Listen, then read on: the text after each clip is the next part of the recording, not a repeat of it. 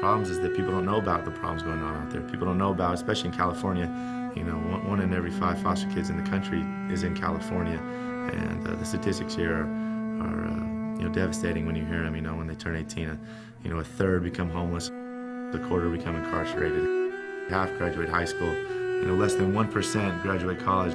They deserve better, and we aren't really giving it to them. I've had times where I was in my placements and the basic needs weren't met. There was no food and there was no clothing, and being deprived of those basic needs, yeah, it's bad. But being deprived of love, of somebody who cares about you, of, you know, that mother or that father or just that person in your life to, I care about you or I want to see you succeed. Those was like the worst moments of my life, not having that. Foster care, it's easy come, easy go. Somebody comes into your life, you care about them, and then they leave, and so then you kind of have like this callus around your heart because you don't want to let anybody in because you're afraid they're going to go so fast. It's tough to think about. It's so unrealistic. And a lot of these kids turn on the street. They're taken to a shelter and dropped off, and that's it. I walked from 17 to now, to this day, to this moment, I walked in fear. I'm about to emancipate. I'm about to emancipate. I'm about to be grown. About a week after I graduated, they said that you can't stay here anymore because you're 18, you've got your high school diploma, you have to leave. So I was terrified because, you know, one thing that I really did not want to do is I did not want to end up homeless and on the street. I have no co-signer, I have no parents, and then I have no credit. So how is somebody just going to take my word? So I couldn't get anywhere, so I became homeless. I'm afraid of tomorrow. I'm afraid of next week, you know, just because I don't want to be that failure to everybody.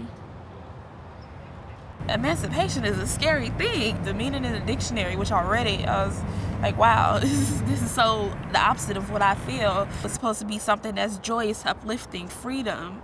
That's not what it means to us. It means I have no one now. Towards the end of my time in the system, right before I started to emancipate, I started being kind of rude and distant from everybody. So that was my way of saying, well, it's time to go, so I need to start winding down. I need to start ending these relationships. So basically what I did is I just shut off from everybody, and then I didn't feel anything. And I really convinced myself for a long time that I was okay. It's just like you carrying this big rock and you know, climbing up a mountain. And to reach that mountain just takes extra hard.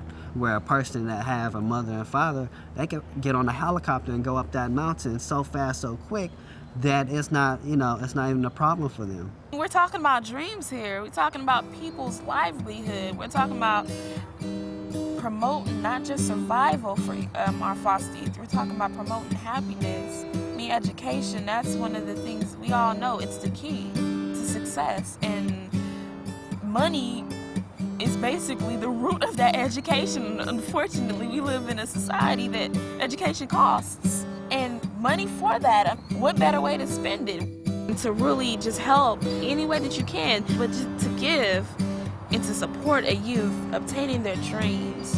I mean, reaching their goals. I mean, what's more amazing than that? I don't think anyone in this world can make it on their own totally.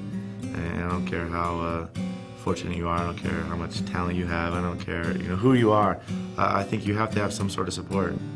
I had a social worker, and she sat me down. She was talking to me. She was like, Zayron, what's the problem? What's going on here? I mean, you have so much potential.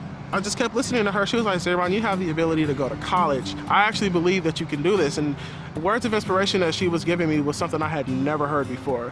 It was around 16 that I got a teacher who really invested a lot of time in me and really started pushing college to me. He started to help me see it would be actually impossible to get the jobs that I wanted to get and to have the career that I wanted without a college education. And that next thing I know, I'm taking the SATs, getting good grades, which is something that I didn't know anything about. I mean, I was the no homework queen. We need help, you know. We need help. We need a lot of help, especially when it comes to housing and jobs, especially housing. Don't just help me, help any foster that you see coming up and you see them struggling. It only takes a couple minutes to notice something.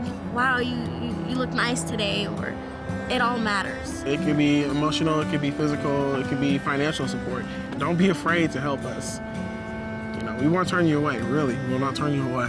You'd be amazed what a small amount of money makes in some of these kids' lives and how far they can stretch it. A couple $100s can mean the difference between, you know, keeping their automobile, which enables them to go to work and have a job so that they can pay their bills and still go to school, and little things like that. A lot of people donate $50. You know, that can make the difference. All of a sudden you're talking about, you know, 50% of these kids going on to college and graduating and having jobs, having a chance to you know, go for their dreams. They're our responsibility. So I think we need to do better. It's on all of us. I really want to help people.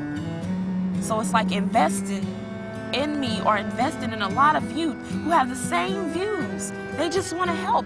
Investing in that, it's not just giving money to some kid so that they can go to college. It's investing in the future of somebody helping someone else. Support us. Invest in us. Care about us. We're your children. Anything that you could possibly do, do it.